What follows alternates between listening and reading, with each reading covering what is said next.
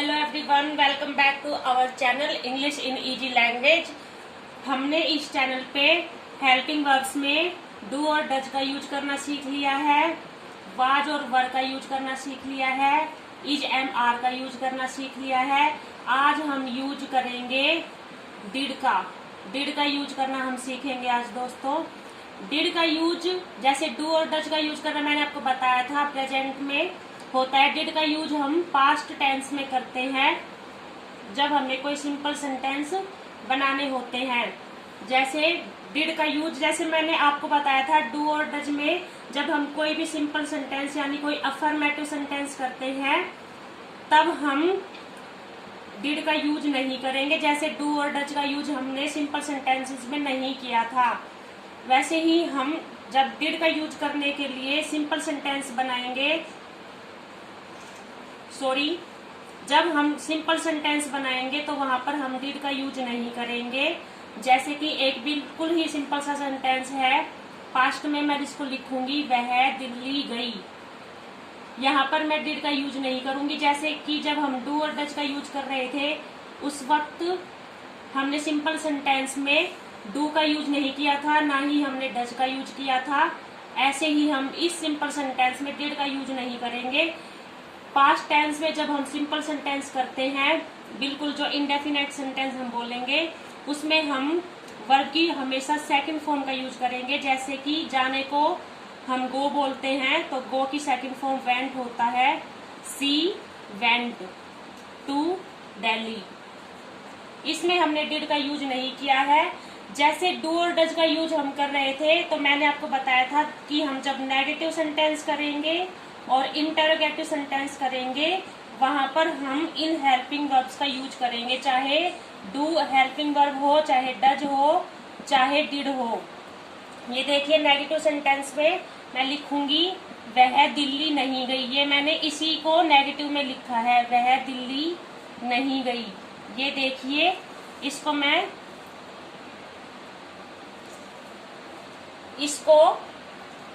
Negative में translate करूंगी। सी did not गो। अब देखिए दोस्तों, यहाँ पर मैंने वर्ब की सेकंड फॉर्म का यूज किया है, तो यहाँ पर मैंने वर्ब की फर्स्ट फॉर्म का यूज क्यों किया है? क्योंकि गाइज यहाँ पर मैंने नोट से पहले डिड का यूज किया है। She did not go to Delhi. Negative sentence हम डिड का यूज करके इस तरह से बनाएंगे।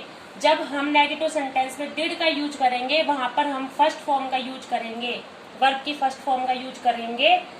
और जहां पर हम डिड का यूज नहीं करेंगे, जब हम अफर्मेटिव सेंटेंस बनाएंगे वहां पर हम वर्ब की सेकंड फॉर्म का यूज करेंगे। इसी तरह से अगर हम बनाएंगे इंटरोगेटिव सेंटेंस, ये देखिए, इसी को हम क्वेश्चन बना देते हैं, क्या वह दिल्ली गई?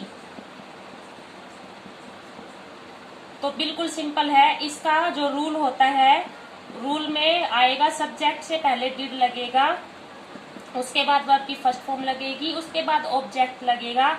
जैसे हम इसको ट्रांसलेट करके देखेंगे, सबसे पहले हमने डिड यहाँ पर लिख दिया, did she go to Delhi. Did she go to Delhi.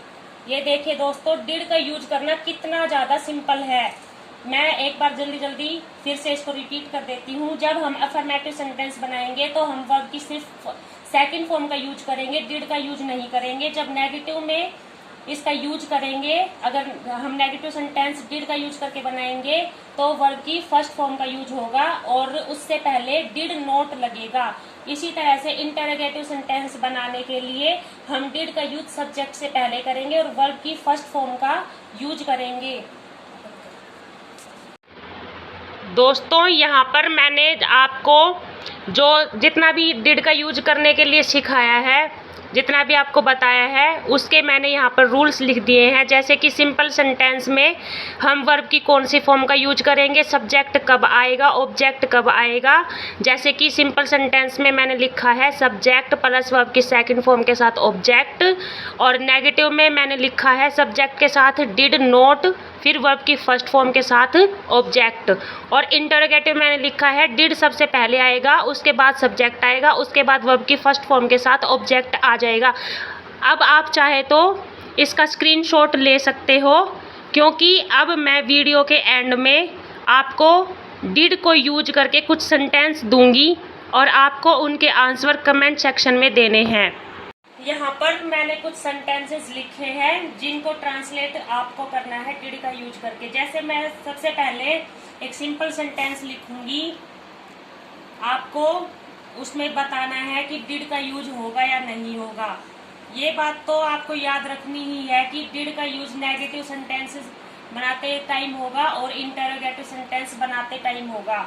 अब मैं यहाँ पर जो सेंटेंस लिखूंगी वो आपको कमेंट सेक्शन में आंसर देना है। जैसे कि मैं यहाँ पर सेंटेंस लिख रही हूँ, उसने एक पत्र लिखा। अब आपको बताना है इसमें डिड का यूज होगा या नहीं होगा। अब मैं यहाँ पर एक सेंटेंस और लिख रही हूँ, उसने खाना नहीं खाया। आपको बताना है इसमें डिड का यूज होगा या नहीं होगा, और अगर होगा तो कहाँ होगा। अब एक बात और याद रखना दोस्तों, मैंने यहाँ पर यूज किया है उसने। एक सेकेंड, मैंने इधर यूज किया है उसने, तो इस बात को लेकर आपको कंफ्यूज नहीं होना कि उसने में शी का यूज करना है या ही का। आपकी मर्जी है यहाँ पर आप किसका यूज करेंगे। अभी एक सेंटेंस में लिखूंगी इंटरोगेटिव सेंटेंस।